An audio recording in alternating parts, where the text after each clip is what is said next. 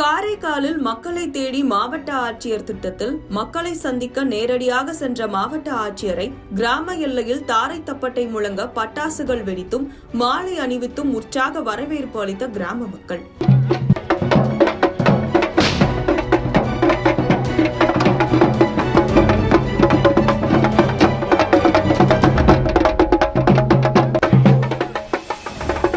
புதுச்சேரி மாநிலம் காரைக்கால் மாவட்ட நிர்வாகம் சார்பில் மாதந்தோறும் நடத்தப்படும் கிராம வளர்ச்சி திட்டமான மக்களை தேடி மாவட்ட ஆட்சியர் நிகழ்ச்சி பல்வேறு கிராமத்தில் நடைபெற்றது.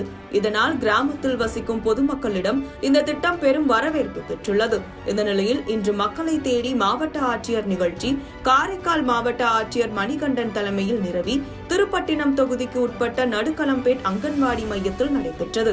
நிகழ்ச்சியின் முன்னதாக நடுக்களம்பேட் கிராம எல்லையில் அப்பகுதி பொதுமக்கள் தாரை தப்பட்டை முழங்க பட்டாசுகள் வெடித்தும் மாவட்ட ஆட்சியர் அவர்களை உற்சாகப்படுத்தி மாலை அணிவித்து வரவேற்றனர். மேலும் ஆட்சியரின் புகைப்படத்துடன் கூடிய விளம்பர பலகை வைத்து தங்களின் மகிழ்ச்சியை வெளிப்படுத்தினர். அப்பொழுது கிராம எல்லை முதல் விழா நடைபெறும் அங்கன்வாடி வரை மாவட்ட ஆட்சியர் நடந்தே சென்றார்.